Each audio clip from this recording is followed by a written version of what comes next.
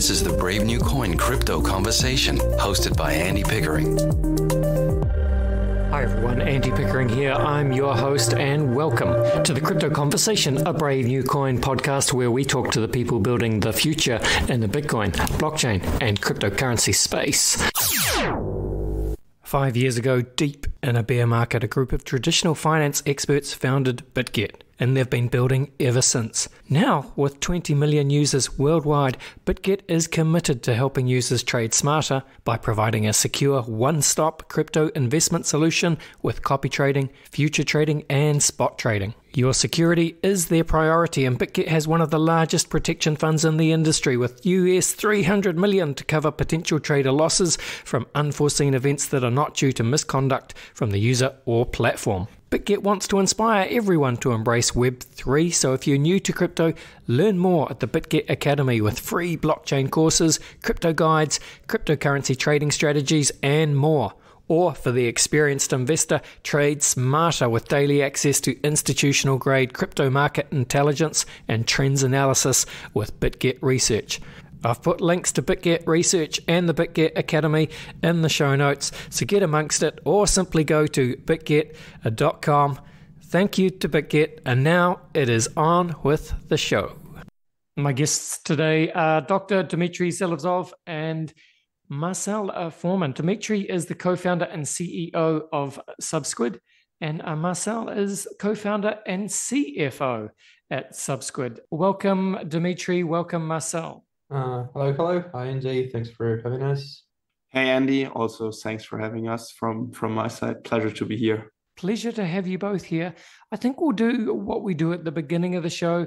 I always like to get a little bit of backstory on each guest. So, if you could both share a little bit of your, I suppose, personal and professional backstory. What has led you both to becoming co-founders together at Subsquid? Dmitry, do you want to go first? Yeah, sure. That's a pretty long story. So I want to make it as short as possible. So originally, I am more of academic background by schooling, and I started to be interested in crypto, like for real, at about 2018. Where I finally decided to go through the Bitcoin white paper. And back then I was doing postdoc in Budapest, working with Andrei Semirati, the Nobel laureate. But still, only then it kind of clicked to me that Bitcoin is not just like some tricky machine, but also an economic thing. And I just booked a ticket to Berlin to some random crypto conference. And there at some rooftop drinking party, I met Marcel and people from Helix. That was the startup that Marcel back then was running. And this is how I got my first job in crypto, first as a research analyst, and then as a chief scientist working on a consensus protocol for IoTs. And after like a year or so, there was like a bear market, and unfortunately the thing didn't take off. So we essentially parted ways. And I joined another project where I was designing and implementing indexing. And after a while, it just became clear that the solution that we started to build internally has really a lot of potential in the open market. And we got a lot of interest. We got into some accelerated program through a hackathon. And at some point, we just decided with the co-founder of that project called Stream that if there is an opportunity to fund a separate company, that would be totally fine. Everything is open source. And then just as if it was like kind of a magic, Marcel texted me and said that, oh, hey, I just got some great connections in Web3 space and like what you're up to.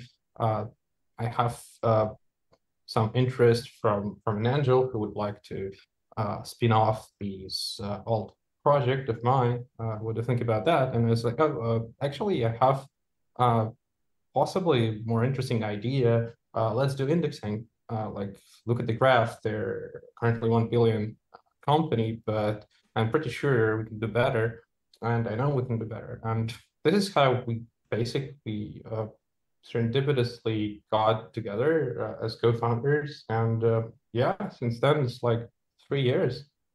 Fantastic, fantastic. Thank you so much, Dmitry. And Marcel, I mean, well, we've heard some of the story from Dmitry, but anything you want to say just to introduce yourself and I guess add to that origin story there? Yeah, sure. So first of all, I come from a strict computer scientist family. My dad is a computer scientist, my mom is a computer scientist, and my older brother is also a computer scientist. I myself am not a computer scientist. So actually, because everyone was super tech focused in my family, after graduating or like after high school, basically, I decided to study design. So I actually made a Bachelor of Design.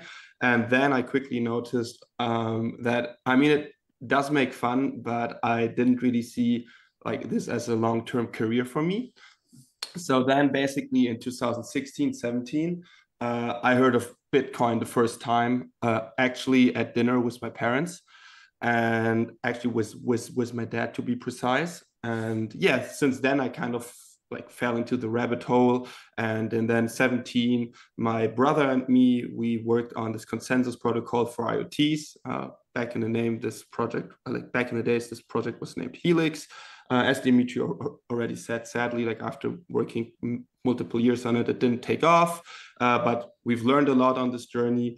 And then I decided to, because I was studying mathematics at that time, I decided to opt in for business education to kind of like strengthen my fundamentals. And after business education, I reached out to Dmitry, which was around, I think, late 2020, early 21, asking what he was up to. And that's basically, I think, how Subsquid kind of originated, as he told before. So he was working on this indexing protocol. I had access to VCs and angel investors in the Web3 space. And I immediately saw the value and said, you know what, I think this can really take off. And he already had, like, I think, multiple projects using the tool at that time. So basically we had, I wouldn't say like full PMF yet, like product market fit, but we did have like, we were going in the right direction, and I felt very comfortable. So then we founded the company, hired people, and I would say the rest is history. And now we're, I would say, one of the market dominant solutions in the Web3 space, constantly evolving, growing, and yeah. Yes. That's kind of it. Yes, indeed. Thank you so much. Well, I think let's just stay with you for a second, Marcel. What would be useful, I think, is if you could just briefly explain to the listeners. A lot of people will understand, but just in a high level term or way, sorry, just explain what an indexing service is in Web3, why it's so important, what kind of some of the use cases are, and then perhaps we'll go back to Dmitry to dig a bit deeper into what makes Subsquid different. So yeah, just a high level, Marcel, talk to us about the various indexing solutions and why this is important for Web3. Sure. So usually what I do, I go back into like the Web 1, Web 2.0 era. So basically going back to 1990s to 1995, when indexing protocols kind of like came up. One of them was Yahoo. Another one is Google. So basically both companies started indexing the internet, the World Wide Web, and creating something which we nowadays call search engines.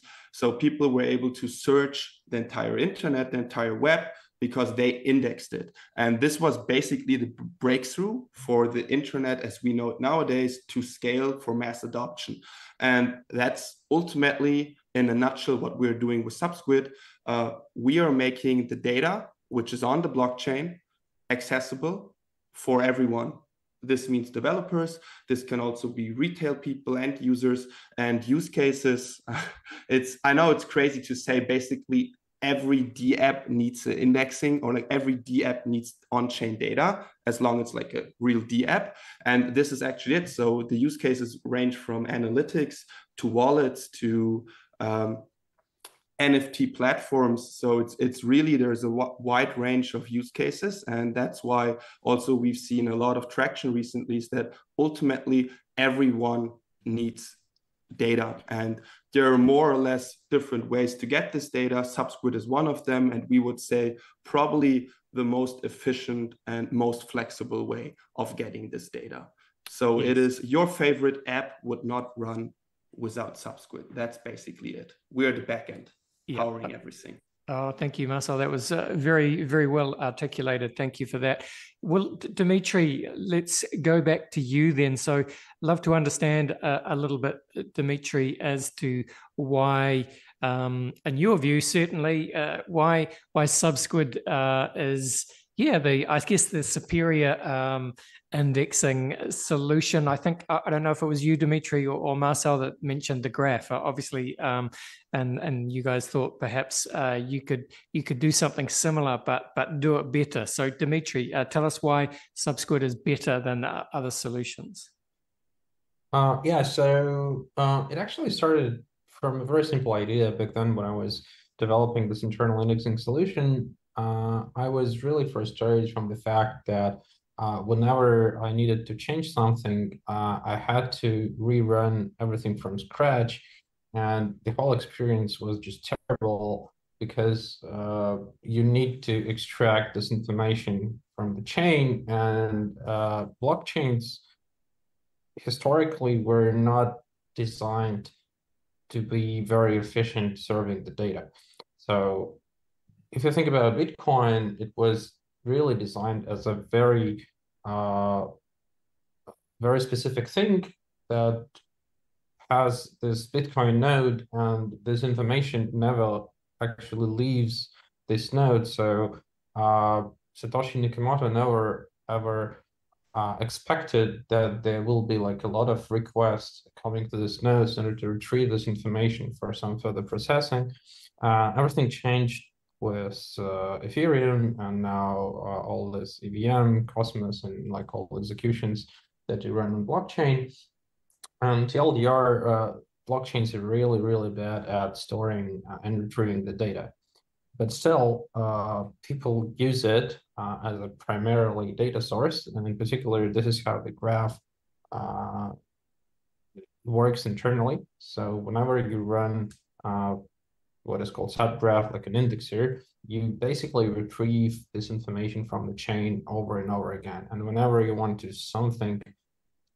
change something, you start the whole process. The idea basically was that what if instead of every time reach out to the blockchain, we just extract this data exactly the way that it is stored in blockchain in a specialized storage, so that it is actually optimized for data retrieval.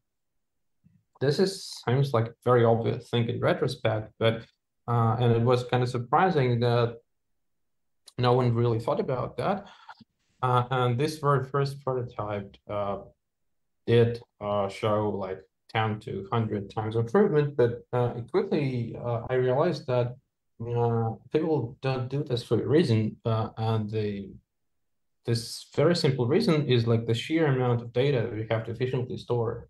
And this is basically where all these R&D and research Subsquid has started, where we first tried very simple things, just like putting this data into Postgres and trying to use more modern databases. And eventually we came to the conclusion that, first of all, we need to have it decentralized, because blockchain has to be decentralized by default. And if we make a centralized point, that basically kills all the premise.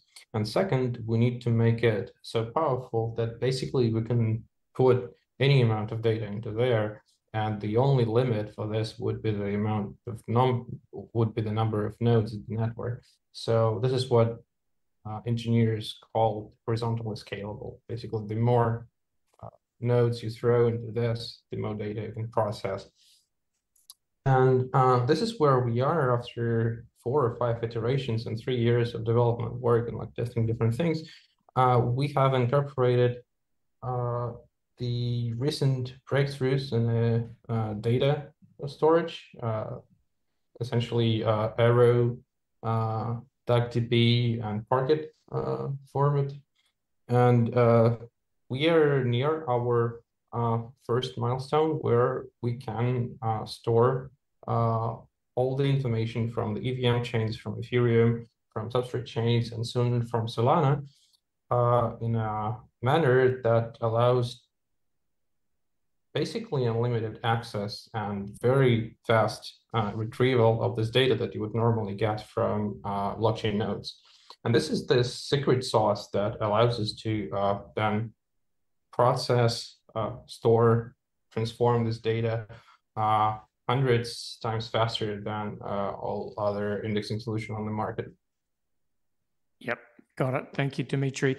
And as I understand it, it's explained quite well in the Subsquid docs on your website. But essentially, there's two independent instances of the Subsquid network at the moment. So number one, which is the decentralized protocol that you've explained and why that's important. That is in a testnet phase at the moment. Secondly, there's a permissioned network run by Subsquid Labs, which has been used by 400 plus indexes in production, it says here. I don't know how up to date that is.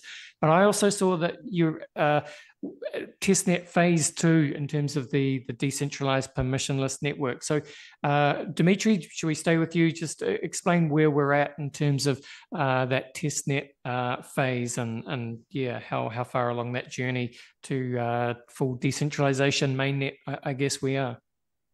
Mm-hmm. That's a really great question. So first of all, the difference between the centralized instance and the decentralized one is that the centralized instance is run by Subsquid, and we have a centralized endpoint through which the clients have to go through in order to get access to like a specific node in the network. But under the hood, the architecture is pretty much similar. While the decentralized network has another ingredient, which is called liquidity. So it's a technology that allows you to connect to any node on the internet directly, bypassing IP addresses or DNS addresses. So you don't even have to register your domain name anywhere. So basically you can just like spin up a node in the United States, and it has this unique peer ID, and I can run it here in France, some special software or like a little bit of a client, and it will be able to locate your node based on this peer ID and connect directly to your node without any kind of intermediaries. So this is how we achieve a full decentralization in our network. And our testnet is really about making things work through liquidity.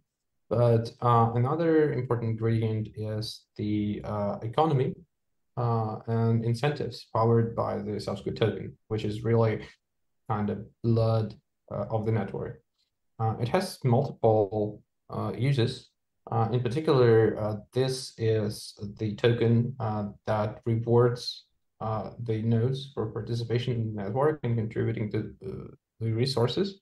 So basically, it is sort of a bond that you put into the network if you run your node and you want to participate. Because if for some reason you decide to malfunction or serve some malicious data, this bond may be slashed.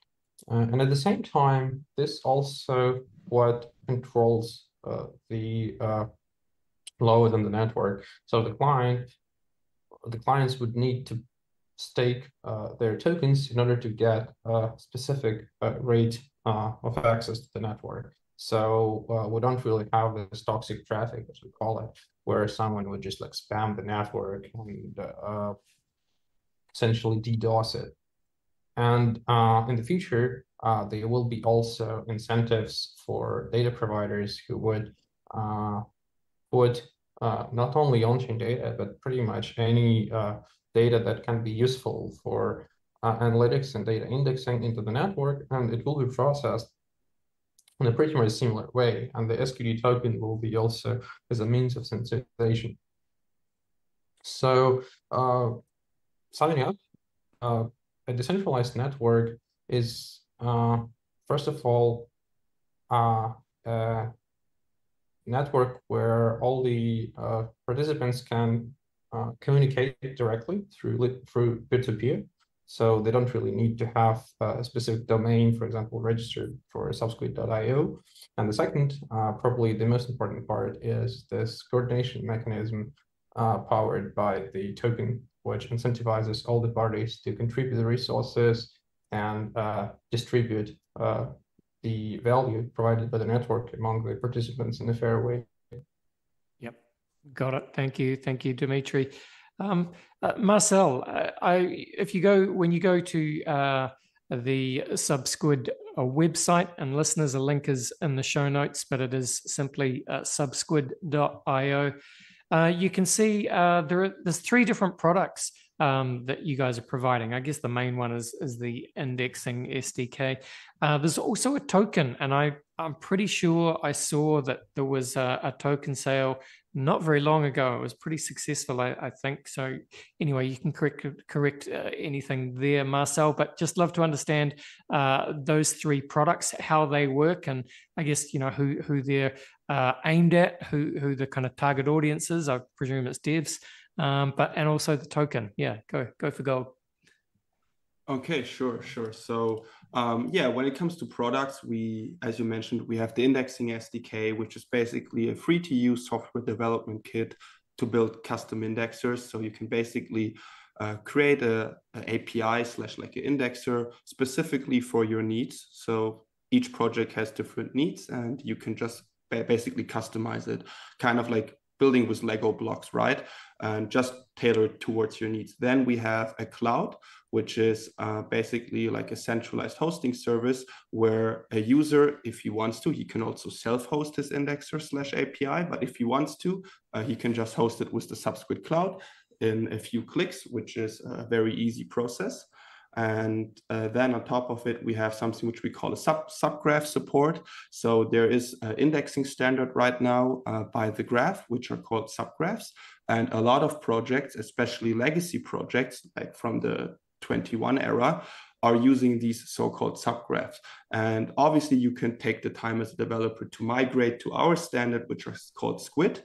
But in case you do not want to do this, you can just basically plug and play your subgraph onto our decentralized network, and you will immediately have improved performance. And then the last thing you've mentioned is the token.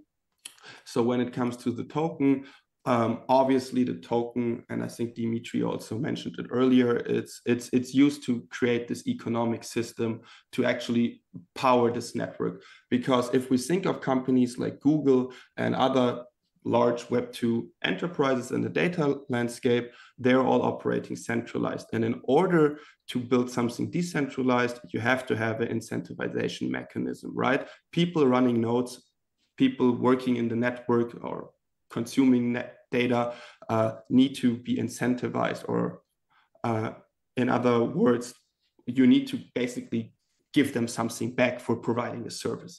And one of the big benefits of a blockchain is these tokens.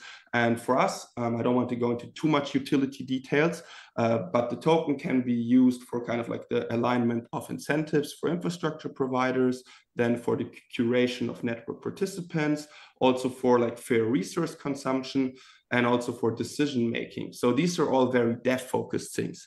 So what about, let's say, the average non-technical community member or retail person?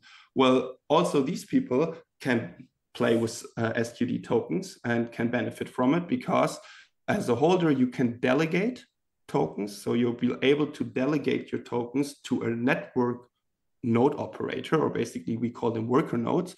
And you can basically delegate to them and then get rewards based on their performance.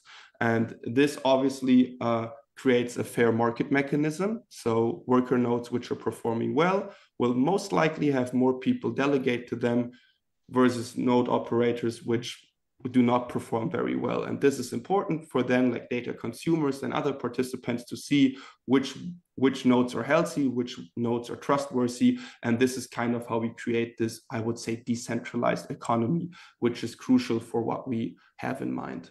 Yeah, got it. Thank you.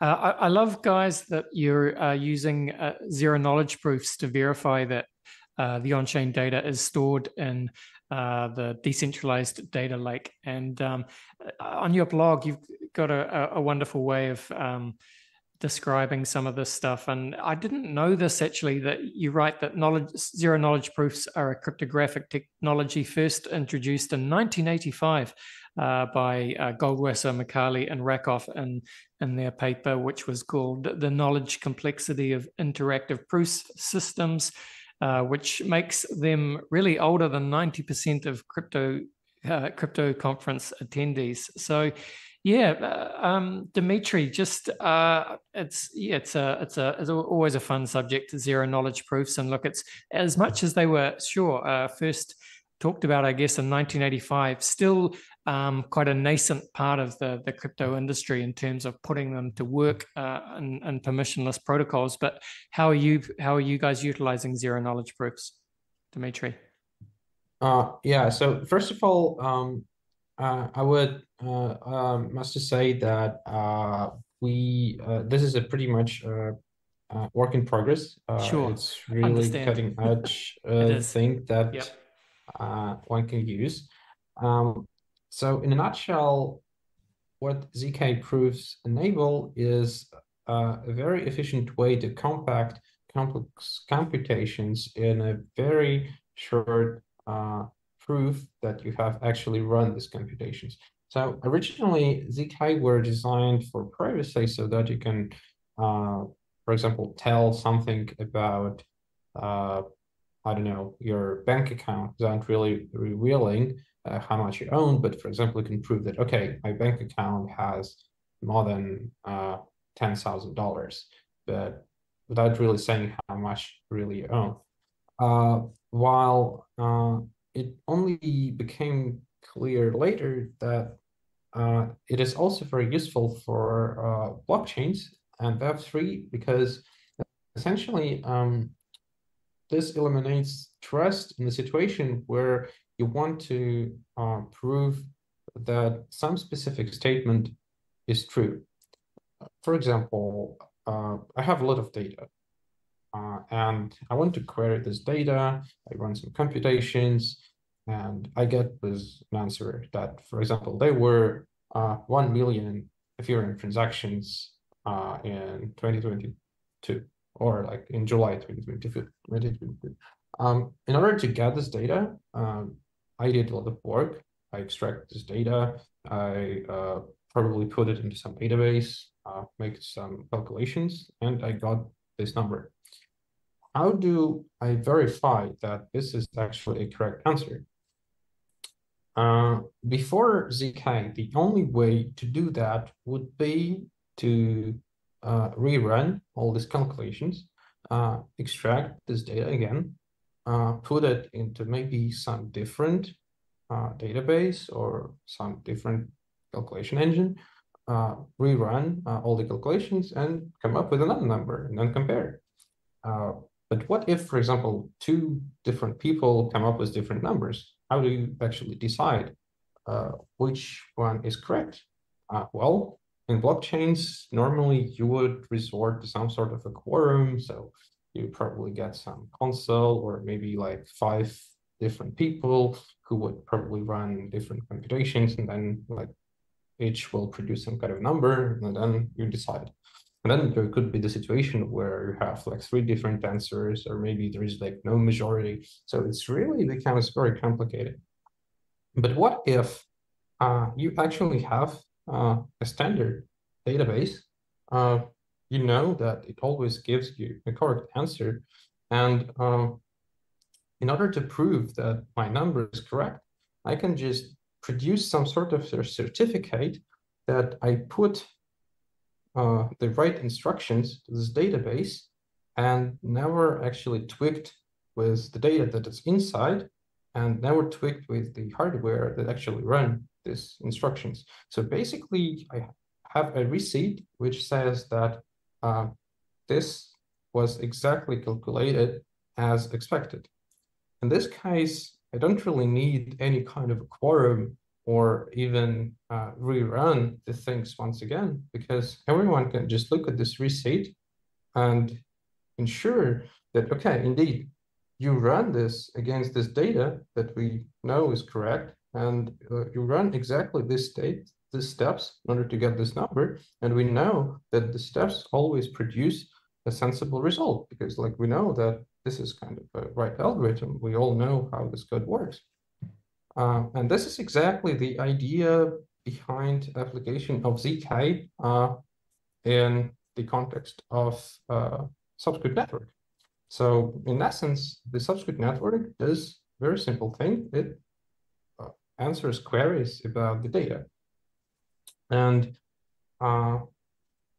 essentially what we need is to have a means to punish the workers who produce malicious data and reward the workers who produce correct data and answer incorrect queries.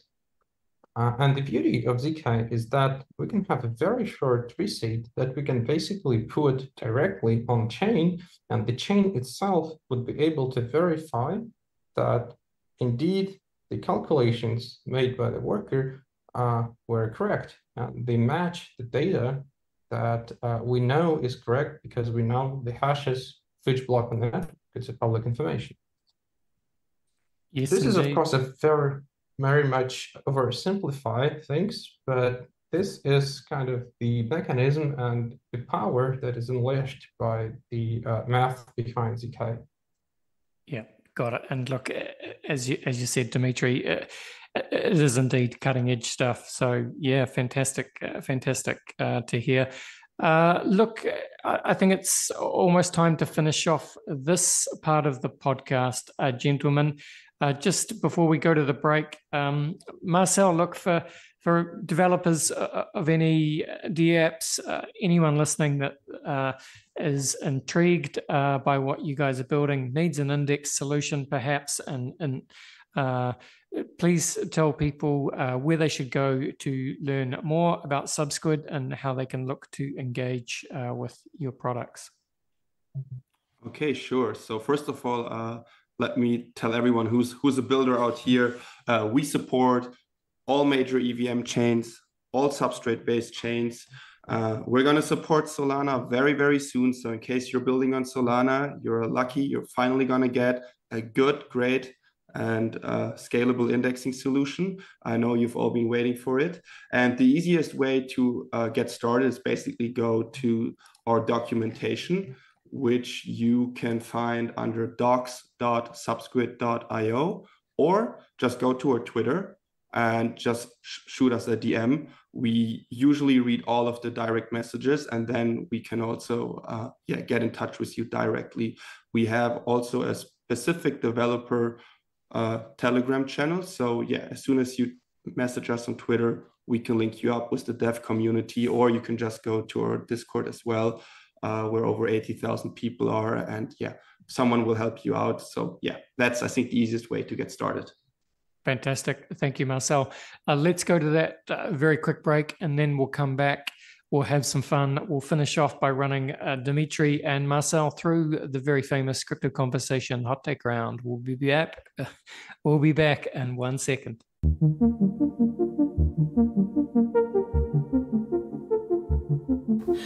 Oh, this is a full-time job. Crypto markets really are 24/7. Oh, Elon's tweeted again about Dogecoin. I don't have the time to research the technical indicators of Dogecoin. What are you doing? I just use CopyTrader on BitGet. One click and I'm copying the trades from an experienced crypto trader. Then it just gives me all the time in the world to watch my favorite Netflix shows and do all my favorite activities.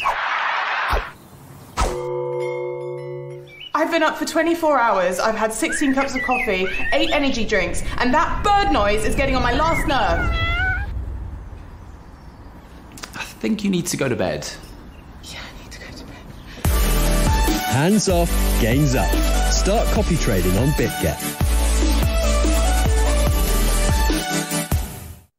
right, we are back, and I'm with Dmitry. He's the co-founder and CEO at Subsquid, and Marcel, co-founder and CFO at Subsquid. Subsquid, of course, is described as, I guess, the Web3 data lake, just providing that indexing solution to dApps, builders, devs, building across Web3 to meet all of those user needs.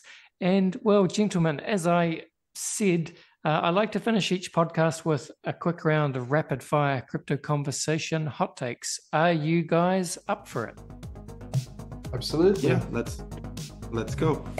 All right, let's go. So what we'll do is we'll just take it in turns. I'll take it in turns to direct a question to you guys, and just give me your kind of quick, honest answer. Hot take style is I guess how we like to do it, but no right or wrong way to do it. We'll start with you, Dmitry. Dmitry, where would you say that you sit on the Bitcoin maximalist to multi-chain opportunist spectrum? Closer to the multi-chain opportunist. Yes, I thought you'd probably say that. Well, Marcel, let's go to you. What would you say is your firmest conviction crypto opinion?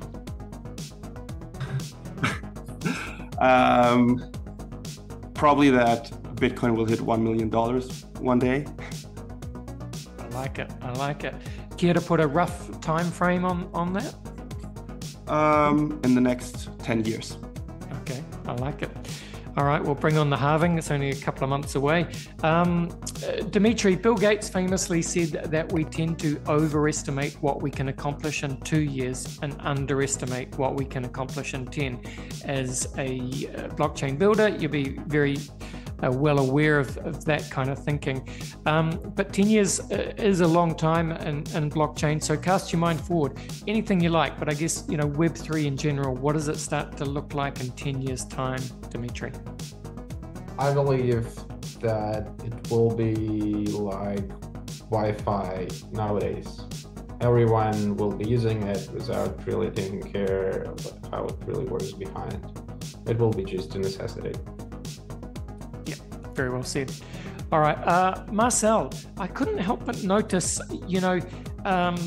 there's some good writing on your website and some of your documentation, some of your blogs, even the way that you talk about the Web3 data lake and how it's about indexing terabytes of on-chain and off-chain data in a ridiculously efficient way. And then you talk about, I've seen it on your Twitter as well, talking about Subsquid as necessaware. Who's got the clever sense of humor? Who's got the writing touch on your team, Marcel? Okay, so that's basically David. So shout out to David, who's our growth lead. And he has done a great job on the copywriting. But the word necessyware, that actually comes from one of our VCs. So shout out here to Z Prime Capital, one of the top tier tech VCs in the space. Super great guys, super helpful. Can only recommend them to any founder. Awesome. All right, back to Dmitry. You'll be very familiar with a famous quote by William Gibson. Dmitry, William Gibson, of course, said that the future is already here. It's just not evenly distributed. With that in mind, Dmitry, can you think of an example of the future being here right now, but most people aren't aware of it?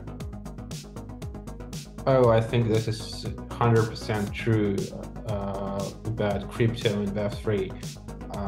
We just are so early, and you can clearly see the like a waterfall barrier between crypto people, degens, and what we call normies.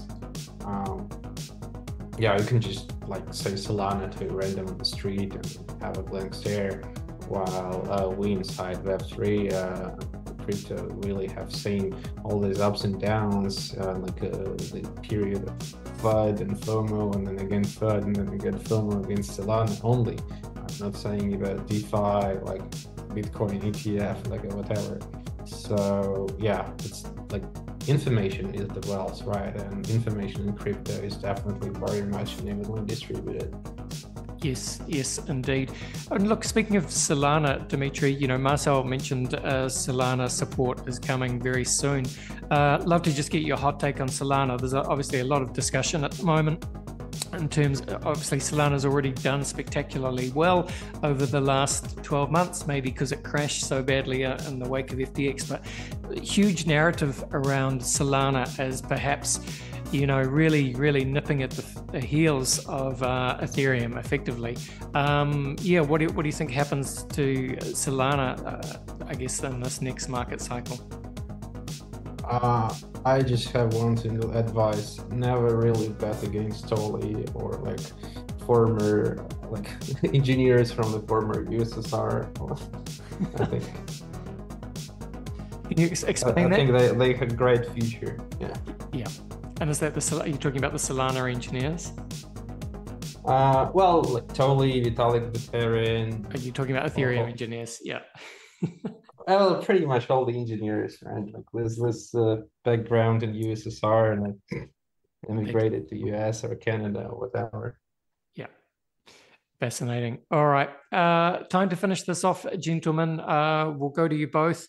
Let's start with you, Marcel. What is your favorite science fiction book, film, or TV show? People are going to laugh, but it's probably Star Trek. No reason to laugh. Star Trek is a great answer. Who doesn't love a bit of Star Trek? And Dmitry?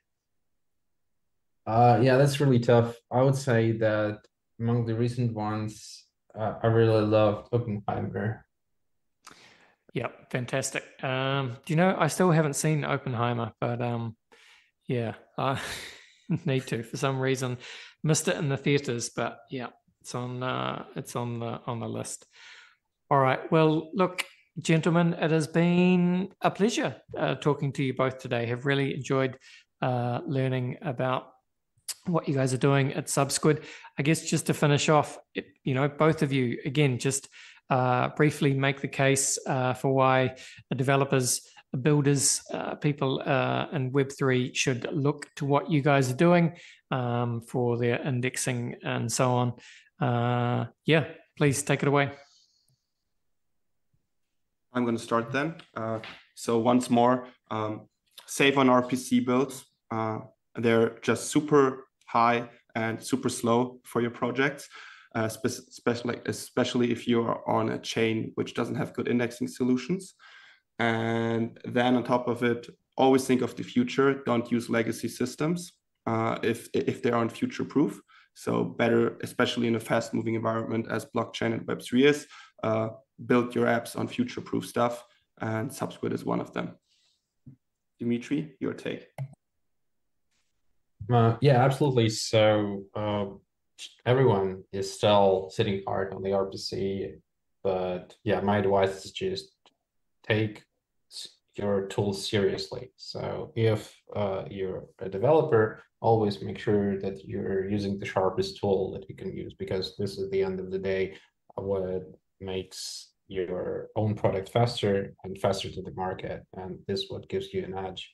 So use Subsquid, that would give you an edge. Yes, indeed. And the website subsquid.io, links in the show notes. We reach the end of the show. Thank you so much, Dmitry and Marcel. All the best, and bye for now. Bye-bye. Thanks. Thank you. Bye-bye. All right, there you go. That was Dmitry and Marcel from Subsquid. Thank you, gentlemen, for coming on the show. That was a fun one. Look, it was sometimes technical, sometimes nerdy, but sometimes the best podcasts are. And, by definition, a crypto podcast should occasionally be nerdy, even more than occasionally. So there you go. What else to say? Not much, really. It's the end of the show. If you are a builder in Web3, again, subsquid.io, simple as that. But that is it. We reached the end of another show. Beginning of February, January done, Bitcoin ETFs done, about 2.5 months away from the Bitcoin halving. Lots to look forward to. Going to be a big year, folks. Make sure you are subscribed to the Crypto Conversation in whatever podcast app you are using. But that is it for today. Thanks for listening. This was the Crypto Conversation for Brave New Coin.